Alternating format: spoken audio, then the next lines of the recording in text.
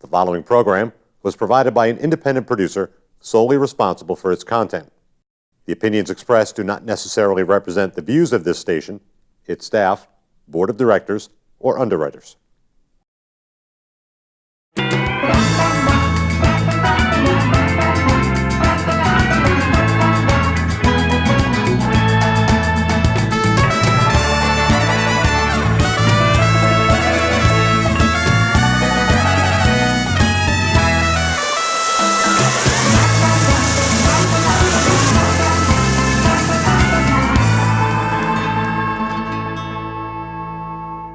Hello and welcome to the Happiness Jungle TV show. I am your guest host, CamiBaker.com, and today we are going to be talking about philanthropic networking. And I had never even heard of that term, but we just made it up today, I think. I don't know, Katie, is it a term you made up? No, I think so. Well, we've got Katie Cook here with us. Katie, share with us a little bit about yourself. How are you? Thank you for having me. I really appreciate it. I'm Katie Cook. Formerly, I'm with Comfort Home Care. We are a skilled visiting nursing agency, and we specialize in dealing with patients with mental illness. So within healthcare and within that sort of field of, that type of clientele, we have a lot of homeless individuals. We work with a lot of veterans, a lot of disabled individuals. One of the things that I have started doing is helping people, which I love doing, which has been really awesome. So I network by default as a salesperson. I'm always out networking, meeting people, meeting business contacts, trying to grow my business. My goal is to grow my business. But I actually looked up the definition for fun. The conventional modern definition of philanthropy is a private initiative for the public good, focusing on quality of life. In contrast to philanthropy, we have business endeavors, which are private initiatives for private good. Well, why can't we have private initiative for public good and private good? Mm-hmm. Why not? Uh-huh. So, and I hate the stigmatism around, the idea of people announcing what you're doing for philanthropic work. I'm constantly posting online what I'm doing. I want people to see what I'm doing, and I want them to want to do it as well.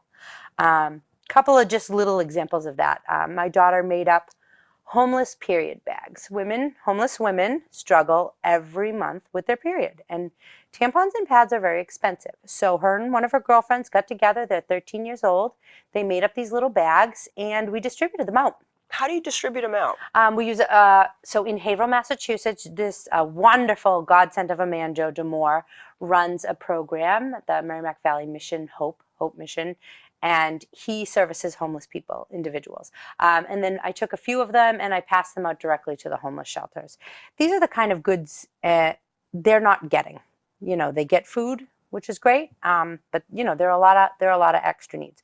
So I post something like this on Facebook, and my goal is to inspire other moms to see that and to invite their daughters or sons to do the same thing. Because frankly, periods keep coming every month, whether we want them or not. So why not support those women? And then, it all comes back to, so the idea of philanthropic networking is we're doing that, and we're going out and we're traveling to each of the homeless shelters, and we're passing them out our little bags, and they're thanking us, and I'm networking with the individual who's there.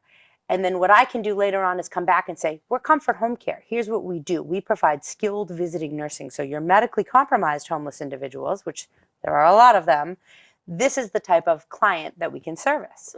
I do something very similar with the Veterans Organization. I work closely with the Veterans Northeast Outreach Center of Haverhill, and I run a number of programs for them. I'm talking programs that we just make up and we do. And what happens is, as I am working on those programs, I meet their social workers. I tell their social workers what I do. They give me business. It's win-win all around. I have a phenomenal program running right now. And you use the word cause marketing, which I think is so incredible. I work with the Pleasant Valley Farms in Methuen. The Bonanno family, very nice. They run a very small family farm, and they do crop sharing. Are you familiar with crop sharing? Fill us in. Crop sharing is you buy in the beginning of the year to the farm. A bunch of people buy in, and each week when the vegetables are harvested, they get delivered right to you. So the idea that we came up with, and we work with the Veterans Food Bank out of Haverhill and the Bonanno family, has signed up to say, okay, you, Cami, go in and buy a crop share. But each week, instead of you getting the food is going to go directly to the Veterans Food Bank. And yes, the food bank does an incredible job. They have pastas, canned vegetables, lots of boxed goods, all that kind of stuff, which is really nice. But it is nice to have some fresh vegetables, and it's expensive.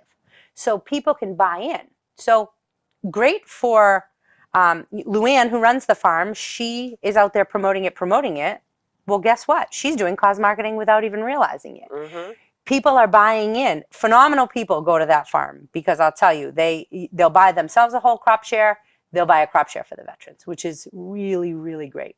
And so there, she's promoting her farm. She's got more people buying into it. It's helping them make money. And at the same time, it's helping the veterans. You know, there's so many ways to use the term cause marketing, and it means something different to everyone.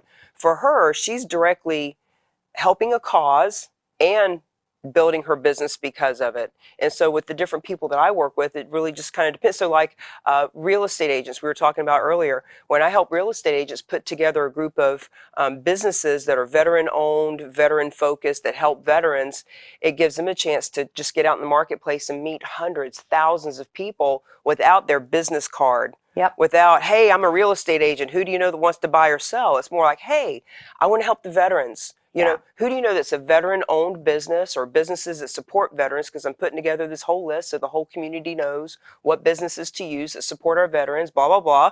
And as they're talking, it just gives them a way to break the ice, to get their foot in the door, to build relationships. Absolutely. It is. It's all about relationship building. That's what networking is, relationship building. And I think people have a hard time going in. I have a new employee, Andrew. He's wonderful, and he's in the South Shore, and we went into the Brockton VA last week, 2 days ago. And, you know, we give our spiel, here's who we are, here's what we do. Okay, there are other people that do what we do as well. Well, one of the gentlemen had mentioned in the meeting that he was looking for clothing, men's clothing, for veterans to be able to do interviews. I said, well, you know what? From now on, you call Andrew. When you have those little needs, why don't you let Andrew handle them? And the idea is Andrew goes out and does those things. Yes, these are people who are sending us referrals. But you, Andrew, go out. You go call your friends and say, hey, you guys dig through your closet. You got any nice clothes, you know, you're not wearing, because, you know, we all wear the same 5 outfits over and over again. Why don't you give me your clothes? Let's get them dry cleaned and let's get them over to the VA. And then you're going back in the door now. And only you're not back in the door saying, hey, here's who I am, Andrew from Comfort Home Care, give me business. You're saying, hey, guys, you need clothes. Here's clothes. Well, guess what? The next time a patient comes up and requires services and they look at the list and they go, oh, Andrew, Comfort Home Care, done, no brainer. Well, and this is a great example of, you know, like you said, there's a stigma around telling people what you do. But the fact is, Andrew only has so many suits. His 3 or 4 or 10 friends only have so many. But when he puts on social media, hey, this is what we're looking for. This is a specific size that they need. Here's why we're doing it. Here's the folks we're doing it for. To your point, and I tell my clients this all the time, when you promote it on social media, you're also inspiring people in Florida or Texas or California to do the same thing in their area. So not only are you getting more clothes here for the people that need it, but you're also inspiring other people to do it. Social proof, people get ideas. And as he's saying that, he can say, our clients at the VA need this stuff. And by the way, this is our type of client. When you know a person who's in this situation and needs somebody like us, this is the kind of thing we do for our people. Exactly. It's exactly. To me, it's a no-brainer. I don't understand why it's so taboo, why the idea of giving is supposed to be private. It actually drives me crazy. There was a local pastor who posts on Facebook, I don't know, it was a couple months ago, but he posted something to the effect of, God doesn't want you to gloat about your giving. I'm sorry. God does want me to gloat. God does want me to. You know why? I'm a religious person, and I believe that I'm put here. And the idea is God is using me as a tool to drive other people to help them learn how to. Conduit. Exactly. I believe that, and I'm not uber crazy religious, but I really believe that everyone wants to help. Everybody does, and it's all about how you can help. So how can I help find the right way for you to help. That's it. Some people like to give $5. Some people like to give $5,000. Some people like to show up and put together goods. Some people like to work hand in hand with the individuals. So I love that you bring that up, because I share with my clients all the time. They sometimes they feel like, well, I don't want to beg for stuff. I don't want people to feel put out. Mhm. I don't want them to feel like I'm coming after them to get something. I'm like, well, wait a minute. Let me ask you something. When you do something for someone else, does it make you feel good? Uh-huh. Mhm. Okay. So if it makes you feel good, don't you think it makes everybody else feel good too? Mhm. So when you actually don't beg for help, but offer to give them the opportunity Yep. to be of service, you are helping them by giving them the opportunity to help. Absolutely. Absolutely. It seems like a no-brainer. It really, really does. I run an Easter egg party an Easter egg hunt for the Department of Children and Family out of Lawrence, Massachusetts. And I'll throw a post on Facebook. I need 2,000 eggs, 7 tablecloths, 100 paper plates, 100 cups, whatever. We come up with a list. I post the list. Anybody who wants to sign up for something, sign up. And I'll get somebody who signs up and says, I'll get 5 cases of water. I'll stuff 200 eggs. When you told me about that, I'm like, I want to know about that, because Yeah. this past Easter, my daughter's 20, Mhm. and all her growing up, it was fun to go do the baskets, do the Easter egg hunt. This year, she's too old for that, but Yeah. I got a laundry basket, and I filled it up with all this kind of stuff, cleaning products, candles, fun stuff for her Yeah. house. So now this is a new tradition, Yeah. a Easter egg basket like that. Yeah. But I wanted to do an Easter egg hunt. And I thought, well, I don't really have anybody to hide the eggs for and stuff. So that's so much fun. I would love to participate. You know what, and it is fun. And I can't tell you the number of people who call me, because I've done it for a few years now, who are calling me going, we're signing up for 200 eggs. I haven't even put the post out yet. And they're going, you're signing me up for 200 eggs, right? I've got a day plan with my grandchildren, and they're coming over, and we're doing this, and it's a great opportunity. Really, really important for me is teaching and educating children now about the importance of philanthropic work and philanthropic networking. For children, there's no end goal. They have no product to sell. I think it's just important to teach them that now, that even if you do have a product to sell at the end, and my kids watch me do it all the time, and so many other kids. I know a phenomenal young lady, Jessica Weller, and she started this incredible program. She's out of Windham, New Hampshire. It's called Kids in Service. I live in Windham. Yes. Yeah. So Jessica is awesome. And Jessica comes up with events, activities, just different types of things that kids can do to help, to participate. Like, let's teach them young.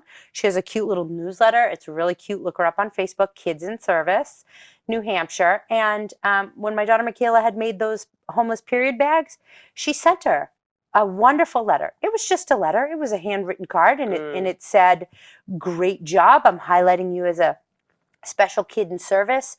You're doing a great job. That positive reinforcement coming from a stranger built her self-confidence. And the self-confidence is built on not materialistic things, not on her looks, not on how smart she is. It was built on her doing good. And that is what I think, if we teach children that young and we encourage that young enough, then that sticks with them through for life. I know that it does, because my daughter's 20 now. When she was younger, I would take her. We would go 4 or 5 years in a row. On Thanksgiving, we went to the homeless shelter and we worked in the kitchen. And she was too young to be in the kitchen with the knives and everything. But they had a food pantry in Manchester, so she would go and help sort the cans. They had thousands of corn and peas and whatever. And she's in there doing that. So I had her doing all that stuff with me. And about 6 months ago, we were riding in the car together, and there was somebody homeless with a sign. And I never give money, but I've always got food in my car. I've got fruit cups. I've got granola bars for me, fruit. Just yesterday, I handed a guy a couple of oranges. So I said to her, I put my window down. I said, I never give him money, but I've always got food. I always give him a fruit cup. She goes, I know, Mom. I tell my friends all the time, my mom keeps extra fruit and granola bars, and she's being kind of, snarky about it. Sassy, yes. But how awesome. Yeah. That she knows that. Yeah. And that she tells people that. And that once again, social proof. Other people want to be a part of something. Not only do they want to give and be a contribution, human beings are very social creatures. We want to be a part of something bigger than ourselves. I think we have to be. I do. I think you have to be, and it's part of survival. I have a couple. I have an aunt, like an in-law, and we were at a birthday party, and her two sisters were there, and they're two older women. And they looked at me and they said, "Wow, you really figured it out very young." And I said, "Figured what out?" I'm just winging it. I feel like I'm constantly just winging life and trying to, just do and keep doing and doing. And they said, that happiness comes from helping other people. And if you can figure that out at a young enough age, you're happy. Then you're happy with your life. Happiness is a choice. I truly believe you wake up every day and you have to say, I'm happy today. Okay, it's rained. Guess what, guys? It's been raining for 60 days now. We know it's raining. That's nice. I'm still happy. You happen to be on the Happiness Jungle TV show, Yes, I do know. And our founder, Miss Lyn-Dee Eldridge, will love hearing this part from you because that's what she preaches. Yeah. That's what she's all about. And when you said that, they said, hey, you've learned that happiness comes from helping other people. I know for myself, when I've been down, or if I'm just in a bad place, or I always tell people the best way to help get out of that is to go help somebody else. Yeah. Get out of your head. Not, people say, no matter how bad you have it, other people have it worse. And, there's just so many reasons for giving back and helping. We do it actually we have a lot of, because our Comfort Home Care deals with mentally ill individuals, we have a number of depressed individuals. And depression is one of those things, severe depression, but we're seeing a lot of depression with older individuals now. They're home, they're alone, they can't do anything. So one of the things my nurses will do, come on, it's time to get up. Let's go. Let's open some windows. Let's let some fresh air in. Let's go for a walk. Let's do any kind of that stuff. And Jessica, with her Kids in Service, does a whole program for elders where the kids go hang out. Just go hang out with an old person. Imagine that. It's such a novel concept, but... Well, and think about all the wisdom that can be imparted. I used to date a guy who worked at an assisted living. Yep. And, just on a daily basis when he was bathing them and dressing them and all that, the conversations they would have, there were so many things that he knew that the average person wouldn't know, that just the conversation, how wise they are. And he would say, so-and-so passed away today. And he would say, what that person really shared with me was, people don't regret what they've done. They regret what they didn't do. Yeah. And he talked to just hundreds of people in their 80s and 90s and hundreds that would share that same kind of message. Don't wait. Don't hold back. Don't be afraid to tell her you love her. Don't be afraid to ask that guy on a date. Like whatever it is, go for it. So if the one thing I could get, the idea of network marketing, the one thing, if I could say to anybody watching this program, is go out, figure out what you can do, how you can help, how you want to help, and just go do it. Like, just go. If you are passionate about animals, maybe you don't have the ability to foster a dog, but go to the dog fostering place and maybe you can be sharing their stuff on social media. Something as simple as sharing someone's stuff on social media and encouraging other people, or, foster a dog, or go hang out with the dogs. Go play with them for an hour. If you don't have money to give your time. And guess what? Playing with dogs is really fun. Then you also get to have a really good time, So, and if you're passionate about old people, go to the senior center and say, what can I do to help? They're constantly looking for volunteers for things. And you know what? If you're not that kind of person who's going to go sit with an old person or play with a dog, but maybe you have a skill, you're a plumber, you're an electrician, guess what? There are a lot of those people who need some help. There's a lot of older individuals who live on severely fixed incomes, who are stuck in their houses, who aren't going out anymore. Offer your services to help. Well, change an outlet, change a light bulb. Even you don't have to be an electrician to change a light bulb, but you know what I mean? Go do it. Use your talents to help other people. And doing that, you're going to promote yourself. Well, the whole campaign that I was telling you about, neighbors in need, to have a real estate person, a plumber, all these different people in real estate to put out to the world, hey, here in our Haverhill or Manchester or Jacksonville or wherever you are, let people know you want to help 100 people with little things like that. Got that outlet that hasn't worked in 10 years?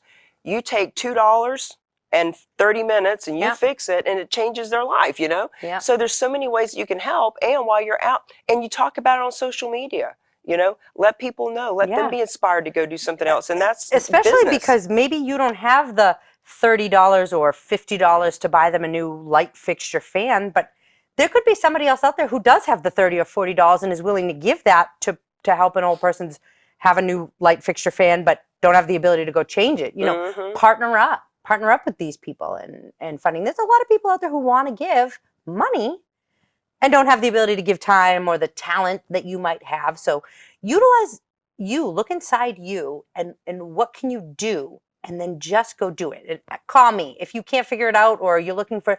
I cannot tell you the number of people who reach out to me on a weekly basis looking for, saying, I want to give to veterans. I want to give to this. My passion is kids. What can I do? Absolutely. Let's get you paired up. Let's get you paired up with somebody. So what do you think what happened in your life that made you so philanthropic? I have no idea. I am very, very, very blessed. I live a very nice life. I've come from a very strong, stable home. My parents are phenomenal. My father's company did well. You know, I never missed a champagne brunch. And there's a lot of people out there. When I was doing my PhD work, I spent a lot of time abroad. You know, I was in Turkey, in eastern Turkey, where the Kurds are. And I'm not sure how familiar you are with that region of the world or everything that happens, but these are people who live on a mountain. Houses are built, they're like shacks. They go to the bathroom outside their door. It flows to the bottom of the hill, and in the spring, when it rains too much, they're literally surrounded by a moat of feces and can't leave. And they're just stuck, and their kids don't go to school, and they just live up there for like a few weeks in spring. And it's these people are poor, like real poor. There's no services. That's not real. Services like that are offered in the U.S., those don't exist in the rest of the world. These are the people who really like starve to death. And when you see that and you come home and it's like, what am I doing?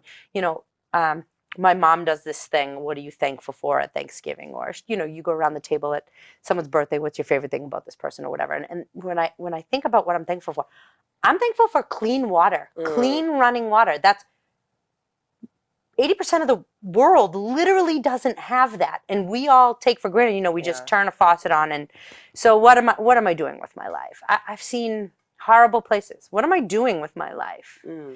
How am I getting into heaven? You know, what is it, you know, that's easier to get a camel through the eye of a needle? What am I doing? Yeah. But the more I started doing it, the more I realized I have a lot of fun doing it. I host a fishing trip for veterans, for disabled and homeless veterans, and I round up my veteran friends who are not disabled to go and string up fishing lines and carry wheelchairs on the boat. And I never go on the trip. They go. It's their thing. It's their jam. So they go, and I see them off. And when I come back at the end, they're all so happy, and they tell me this was the best day of their life. And my friends who go donate their time say this was so incredible to give back. These are veterans giving back to veterans, saying I came home with legs. I came home mentally in the right state of mind. What can I do? What can I do to help? So I love seeing people happy helping. My heart is full, and that's a good thing. So I wish everyone else's heart could be as full as mine. Well, I wish everyone's heart was as full as yours too. You know, when I hear stories like Tony Robbins talks about when he was 9, 10 years old, and you know the guy comes knocking at the door carrying the turkey and the food for Thanksgiving, and how their family was so poor, and because of that is why he feeds how many million people a year now at this point. So you know, there were stories in his history of, you know, really being in need, and so the fact that you actually were raised, you know, very well, but are able to see all the need in the world is just so wonderful. And you know, getting out, like you said, getting out of the country and being able to come back and be so grateful. I've often thought many times, you know how they have the Scared Straight, where they bring some of the kids into the prison. You know, there's so many kids that are so entitled, You know, when you talk about doing these things to get the kids out in philanthropy, so many of them are so entitled and they just don't know what it's like to need or want. I get it. As a parent, you don't want your kid to suffer. You don't ever want your kid to need or want. You don't. I understand that, but there's got to be a balance. There has to be a balance, and you have to get to a point where you learn it on your own. So that's why I say get it in as young as possible, as you know, that portion of it. Well, and children really do take in what we're doing and the examples around them. So, you know, normally when I have someone on, I ask them to tell people what's a book that you would recommend or what's an affirmation or something, but you've already given so many wonderful tips about what they can actually do. Yeah, anything. Just do anything. A lot of church organizations, even if you're not a member of that church, are often doing food pantries and good things, and just reach out. If you have children, please look up Kids in Service. Even if you don't live in Jessica's area, copy what she's doing. Please, if you don't live in the New Hampshire area, take her model, copy it. I don't care if you copy her newsletter, her words. She won't care either. It's the idea of, you know, getting them out there. So go looking. What's next for Katie Cook? Ooh, that's a good question. Your plates are so full. You're running your family's business. You're doing all this philanthropy. What's next for you? I don't know. That's been a. You ever thought about writing a book? Been a tasking. I'm a horrible writer. That's okay. Horrible. You know, let me fix that. Not write a book, author a book. Maybe. That's different. I could do that. I was thinking about starting a podcast. Ooh, I could see that. You're very chatty. You're very friendly, chatty. very gregarious and outgoing. I could see that. What would the name of it be? I don't know. I could see you doing I work with a networking group, Next Generation Leaders of the Merrimack Valley, and it's a group that I really like to help promote. I like helping promote young people starting business. So something along that idea. I love those the groups that you hear about that do the micro loans. You know, for $50, you can help somebody in other countries start a whole business for $50. So that's something to talk about. Well, Happiness Jungle TV show is so happy to have Katie Cook on the show. You've been a blessing. It's been my honor to meet you, and I'm so glad that we are starting a relationship. Seriously, it's been wonderful. Yeah. This has been wonderful. And to see what I appreciate you guys having me. Happiness Jungle it fits perfect for me. It really does. Thank you for being on the show. And thank you for watching the Happiness Jungle TV show, where it's a jungle, but we try to keep it happy.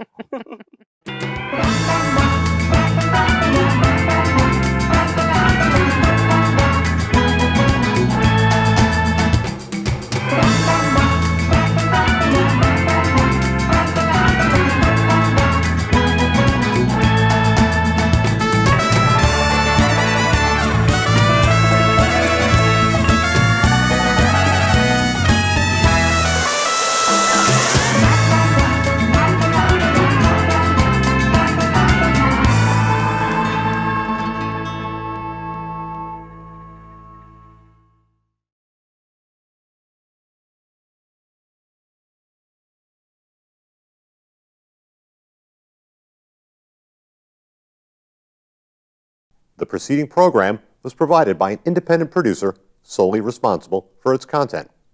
The opinions expressed do not necessarily represent the views of this station, its staff, board of directors, or underwriters.